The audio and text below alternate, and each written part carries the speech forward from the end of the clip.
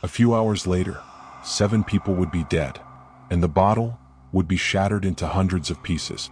But the strangest part of this story wasn't the violence. It was what investigators discovered afterward.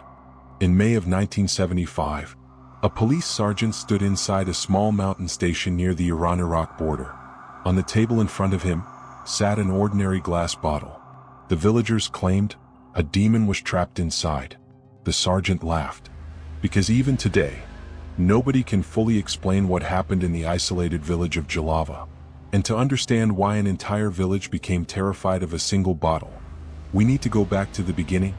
High in the mountains of Kurdistan, hidden between rocky cliffs and dense forests, stood a small village called Jalava. The village was isolated from the rest of the world. No paved roads, no electricity, no hospital, and almost no contact with nearby cities. During the day, Jalava looked peaceful. Children played in dusty pathways. Farmers worked in nearby fields. Women carried water from mountain springs. But everything changed after sunset. Every evening, before darkness fully covered the mountains, villagers rushed indoors. Doors were locked. Windows were covered. Oil lamps were extinguished. And no one dared to step outside. According to local legends, something lived in the surrounding mountains. Something ancient, something hungry. The villagers believed invisible entities wandered through the forests at night. They called them demons. And they believed these demons fed on human blood. Most outsiders dismissed the stories as superstition. But in the spring of 1975, strange events began occurring that would terrify even the strongest skeptics. At first, it was only whispers. People reported hearing voices outside their windows. Others claimed they saw figures standing among the trees. Then livestock began disappearing. Goats, chickens, even sheep. No tracks were found. No signs of predators. And then, the first human victim appeared. But what nobody realized at the time was that this would only be the beginning. It happened during a moonless night. Ahmed, a local farmer, was sleeping when he heard a strange sound coming from his daughter's room. At first it sounded like crying. Then came a low growling noise. Ahmed grabbed his lantern and rushed down the hallway. When he opened the door, he froze. His 18-year-old daughter, Liza, wasn't in bed. She stood motionless in the corner of the room, her head tilted unnaturally, her fingers pressed against the wall, and her eyes appeared completely white. Ahmed called her name. No response. He took a step closer. Then Liza smiled. But it wasn't the smile that terrified him. It was the voice. When she spoke, it sounded like an elderly man. A voice that definitely wasn't hers. "Don't come closer," she whispered. "They are feeding." Ahmed stumbled backward. Liza slowly turned her head. Blood ran from scratches across her face. And then she said something that would haunt the village for years. "They are drinking the red water inside me." Moments later, she collapsed. News spread rapidly. Within an hour, dozens of villagers surrounded Ahmed's house. No one wanted to enter. Everyone believed the same thing. A demon had entered her body. The village elders performed an old ritual. And although Liza eventually regained consciousness, she remembered nothing. But before sunrise, another family reported the exact same symptoms. Then another, and another. Within 3 days, 5 young villagers experienced nearly identical episodes. Panic spread throughout Jalava. People stopped leaving their homes. Neighbors became suspicious of one another. Parents watched their children through the night. And every strange sound became evidence of something supernatural. But there was one detail that made the situation even stranger. The victims had almost nothing in common.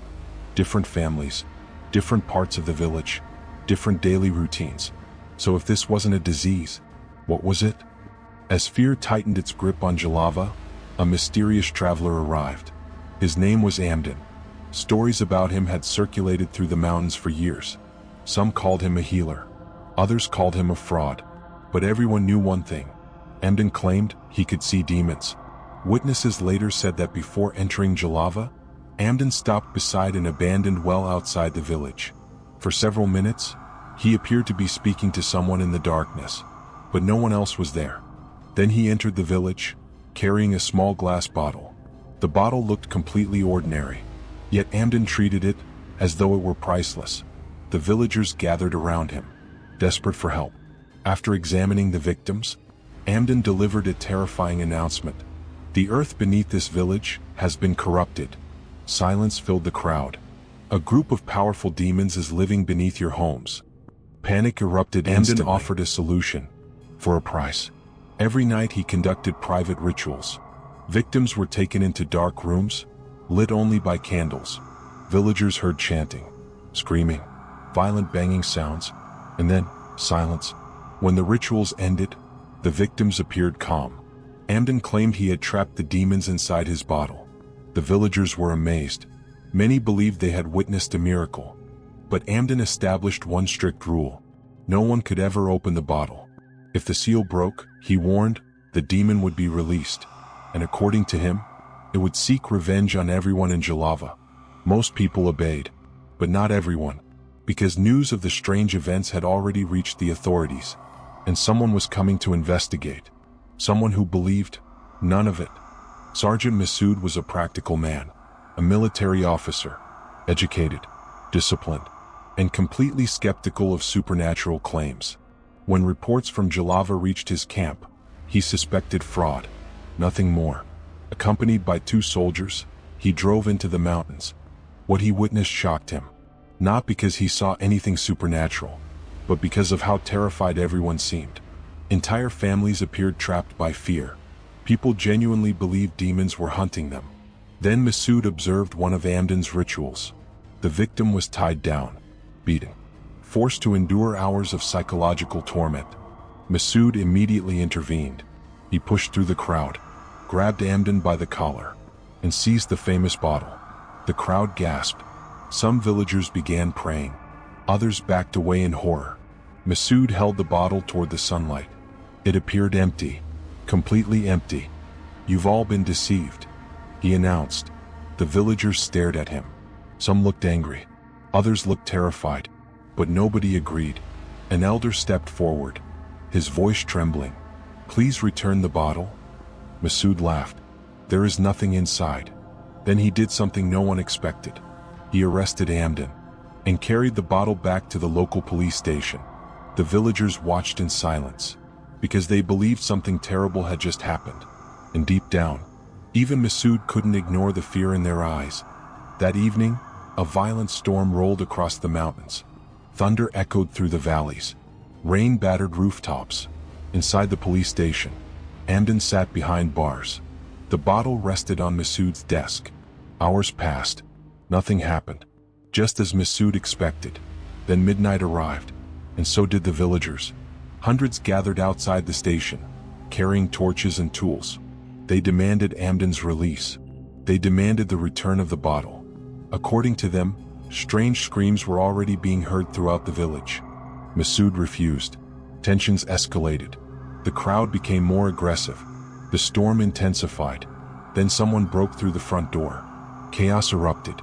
People surged into the station. Soldiers tried to restore order. Shouting filled the building. In the confusion, a table overturned. The glass bottle fell and shattered. The station instantly became silent. Everyone stared at the broken glass. Nobody moved. Nobody spoke. For several seconds, the entire room seemed frozen. Then someone screamed. Another person pointed into the darkness. Panic exploded. Villagers began attacking one another. Some believed they saw a demon. Others believed someone beside them was possessed. Fear spread faster than reason. Within minutes, complete madness consumed the station. When the violence finally ended, 7 people were dead. Many more were injured, and Amden had disappeared, along with a large amount of money and valuables collected from the villagers. But the story wasn't over. Not even close. Weeks later, government investigators arrived. Doctors, psychologists, military officials. They carefully examined every detail, and eventually, they reached a disturbing conclusion. There was no demon, no possession, no supernatural force. According to their findings, Jalava had experienced a severe case of mass hysteria, an extreme psychological phenomenon where fear spreads through entire communities. One person's terror becomes another person's reality. Rumors become certainty. and imagination becomes evidence. Combined with isolation, lack of education, stress, and local folklore, the conditions had created a perfect psychological storm. Amden recognized the opportunity. He exploited their fears, manipulated their beliefs, and turned himself into a savior. At least, that was the official explanation. The case was closed. The village slowly emptied. Families moved away. Homes were abandoned. And Jalava faded into history. But there is one final detail. A detail that never appeared in the official reports. Years later, workers cleaning the ruins of the old police station reportedly discovered another sealed glass bottle hidden inside a collapsed wall. No one knew how it got there. No one knew who placed it.